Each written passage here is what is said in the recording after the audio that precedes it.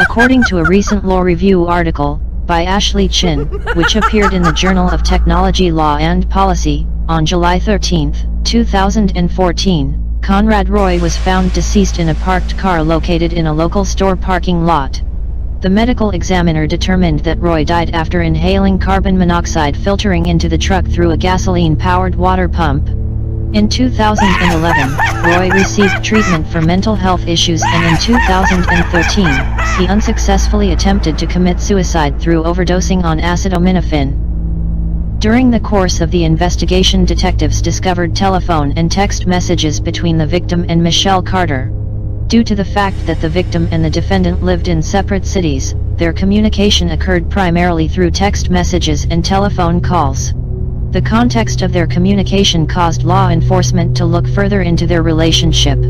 Officers discovered that the defendant and the victim had been dating off and on since 2011 and were dating at the time of the victim's death in 2014.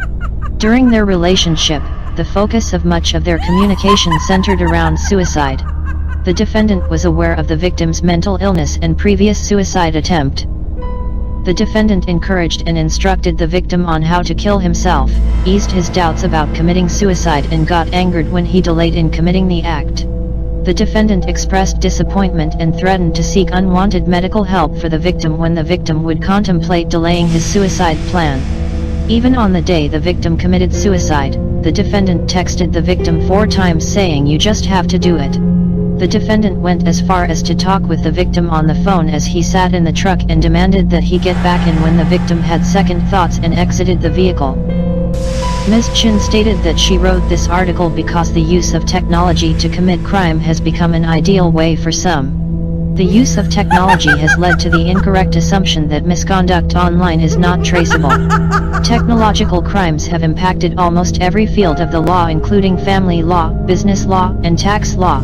During the summer of 2016, the Supreme Judicial Court of Massachusetts affirmed an indictment against a youthful offender for her participation in the suicide of another teen.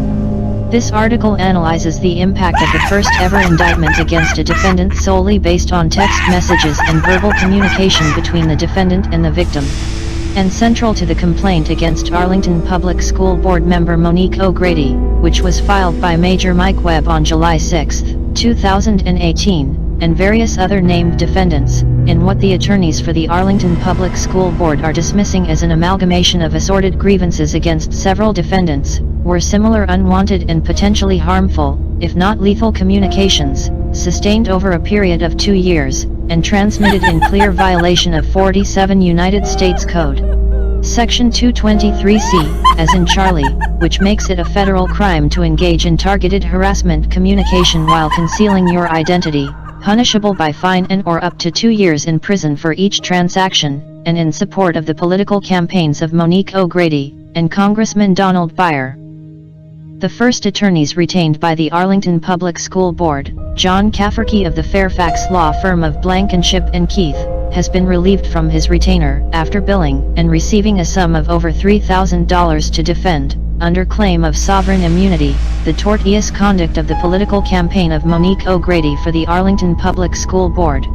That action alone is a clear violation of Virginia Code Section 18.2-111, which defines the larceny of embezzlement in the Commonwealth, chargeable by indictment, stating, "If any person wrongfully and fraudulently use, dispose of, conceal or embezzle any money, bill, note, check, order, draft, bond, receipt, bill of lading or any other personal property, tangible or intangible, which he shall have received for another or for his employer, principal or bailor, or by virtue of his office, trust, or employment, or which shall have been entrusted or delivered to him by another or by any court, corporation, or company, he shall be guilty of embezzlement.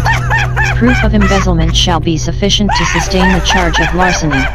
Any person convicted hereunder shall be deemed guilty of larceny and may be indicted as for larceny, and upon conviction shall be punished as provided in Section 18.2-95 or Section 18.2-96. Yet, when, at a regular meeting of the Arlington Public School Board, Major Mike Webb brought this clear violation of criminal law, constituting felony conduct in the defense of the felonious conduct in Ms. O'Grady's campaign, which was endorsed by the Arlington Democrat Party Committee, supported by former Congressman Jim Moran of Alexandria, approved by the Virginia Education Association, and funded by the Progressive Political Action Committee, Act Blue, the Arlington Public School Board. And the superintendent, Dr. Patrick Murphy, did nothing. At the meeting, Monique O'Grady simply sported her signature television news smile, and the board continued its meeting as if nothing was said, at all. It was not until midnight, after the meeting at which the new name for Washington Lee High School was presented to the Arlington Public School Board, wherein the name of a man, reputed for his great character and honor, would be replaced by a man, who even Time magazine coyly admits was, in fact, a statutory rapist who selfishly sought to escape prosecution for his own crimes. Assistant Superintendent Linda Erdos, after almost a month of denials and delays, finally released to Major Mike Webb a copy of the invoice received from the law firm that the Arlington Public School Board had retained to defend campaign misconduct with public taxpayer dollars, and all from a school board already operating with a $16 million deficit, and proceeding full speed ahead to replace the name of a local high school, at an expected cost to exceed over $1 million. But, in light of the cyberbullying perpetrated in clear violation of law, and communicating hurtful words, like, purportedly the name of General Robert E. Lee, that caused Monique O'Grady to dramatically cry tears into a t-shirt in her prepared speech for the motion to change the name of Washington Lee High School, you have to ask, if it is worth $1 million, but also if it is worth murder.